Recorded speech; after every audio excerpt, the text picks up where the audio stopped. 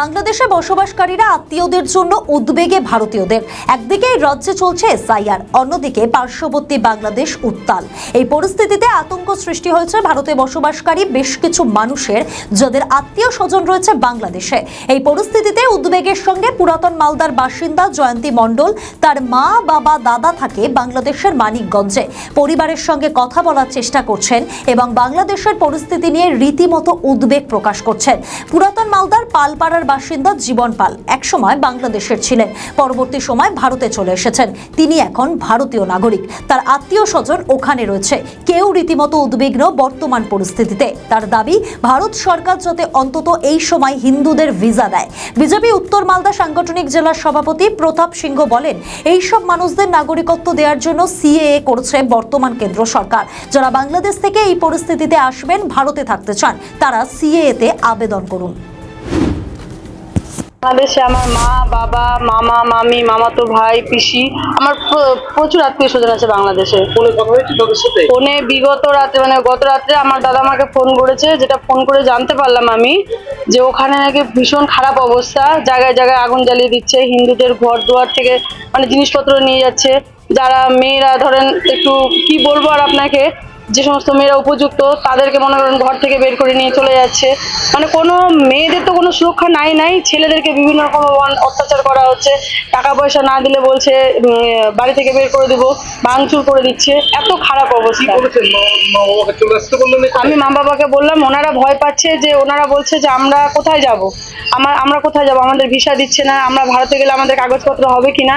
তো আমি ওনাদেরকে আশ্বাস দিয়েছি যে তোমরা নিশ্চিন্তে থাকো, আমাদের সরকার ব্যবস্থা করছে, আর তোমরা এদিকে চলে আসো। ওনারা বলছে ওখানে থাকলে আমরা এমনিই মরে যাব, এমনি আমাদেরকে মেরে ফেলে দিবে। আর আমার এটা অনুরোধ ভারত সরকারের কাছে, যে ওখানে যে সমস্ত হিন্দুরা আছে অন্ততপক্ষে তাদেরকে এখন এদেশে এনে নাগরিকত্বটা দেওয়া হবে।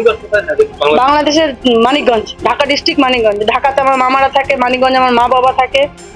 আপনার নাম? জয়ন্তী মণ্ডল। সিএ আইনে যেটা রূপান্তরিত করেছে, আগে ছিল 55 সালে, যেটা পূর্বতন কোনো সরকারই করেনি, জওহরলাল নেহরু করেনি।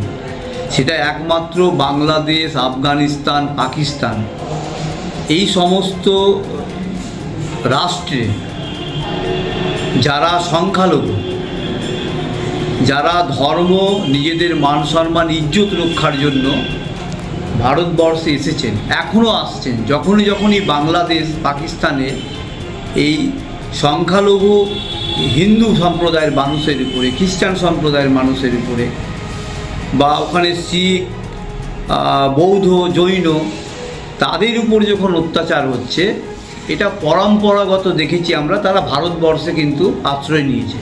একসময় ইহুদিরা নিয়েছিল, পার্সিরা নিয়েছিল।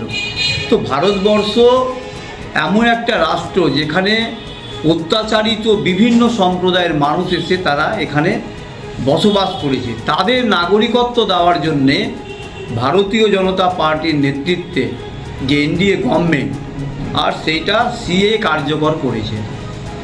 আজকে 2025 সালের ডিসেম্বর মাস, আজকের ডেটেও যদি কেউ আসে, এই সমস্ত অত্যাচারী মানুষ, তাদেরকে ভারত সরকার আর তাদেরকে সব রকম সাংবিধানিক অধিকার আর দেওয়ার জন্য তারা আজকে প্রতিজ্ঞাবদ্ধ, সাংবিধানিক অধিকারের মাধ্যমে।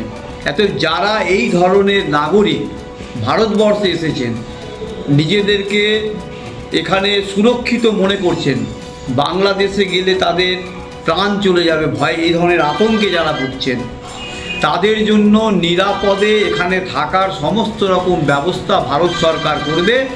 ভারত সরকার তাদের পাশে আছে, ভারত সরকার পাশে আছে। এখন এই মানুষগুলো কি করবে?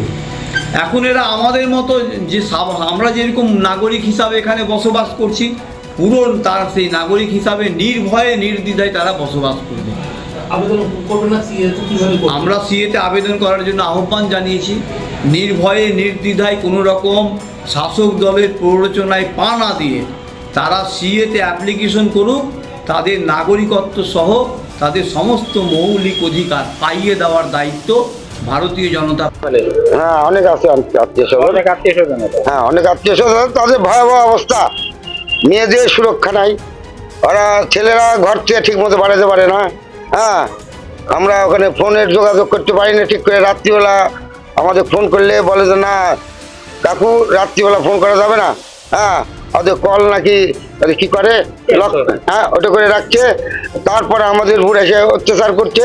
এরকম ধরনের আমাদের কাছে বাংলাদেশ থেকে আমার যে ভাইস্তেগুলো আছে কিনা ভাইস্তে আছে, তারা এরকম ধরনের খবর দিচ্ছে। কতটা চিন্তায় আছে বহুত চিন্তা, চিন্তা শুধু না, চিন্তার উপরে চিন্তা, যেটা আমরা ভাষায় প্রকাশ করতে পারি না। আমরা সনাতন ধর্ম রক্ষা করার জন্য বাংলাদেশে আমার বাড়ি হয়েছিল। আমার নাম জীবন পাল, ঠিক আছে। আমি 84 সালে এই দেশে চলে আসছি অত্যাচারে। হ্যাঁ, মানে মা বোনের ইজ্জত রক্ষা করতে, জীবন বাঁচাতে, সনাতন ধর্ম রক্ষা করার জন্য এই দেশে আসছি। আমাদের আর যাওয়ার জায়গা নাই ভারতবর্ষে ছাড়া। তাই অনুরোধ করছি সরকারের কাছে যে অবিলম্বে হিন্দুদের ওখান থেকে ভারতবর্ষে পার করার মতো সুযোগ দেওয়া হোক। আমরা এই অনুরোধটাই করবো। কেমন নির্যাতন হতো ওখানে? নির্যাতন, শুধু নির্যাতন, আমাদের লুটপাট 71 সাল থেকে হয়ে গেছে। আমরা 71 সালে আমি এখানে ছিলাম কুমারগঞ্জ একটা ক্যাম্প হয়েছিল, ওইখানে ছিলাম। ওখান থেকে আমরা বাড়ি গেলাম 9 মাস পরে। যাওয়ার পরে যা দেখি ভিটামাটি আমাদের শূন্য, কিচ্ছু নাই, শস্য বুনে রাখিছে। তা কি করবো, ওই অবস্থায় আমরা 84 সালে আমার এই দেশে আমরা চলে আসি। আপনার যে আত্মীয় স্বজন আছে তাদের উপর কি রকম অত্যাচার? আমাদের উপরে আমার যেভাবে ফোনে গল্প, এটা আমরা তো আর দেখতে যাইনি ওখানে। আমাদের ভাইস্টার যেটা আছে, ভাইস্টার বলতে আমাদের দিনের বেলা আমরা ঠিক মতো বাড়াতে পারি না। জি বউ ঘরে তালা দিয়ে থাকছে দিনের বেলা, রাত্রিবেলা তো বাড়ানোর কোনো অবস্থাই নাই। হ্যাঁ, এরকম ভাবে আমার ফোন করছে যে ওরা বলছে, আমি বললাম যে ভিসা করে তাহলে চলে আসতে হবে। ভিসা তো পাচ্ছে না, ভিসা পালে চলে আসবে। ভিসা সরকারকে বলছি ভিসাটা অন্তত বিশেষ করে সনাতন ধর্মের লোককে ভিসাটা দেওয়ার হোক। হ্যাঁ, এটাই আমার নাম জীবন পাল।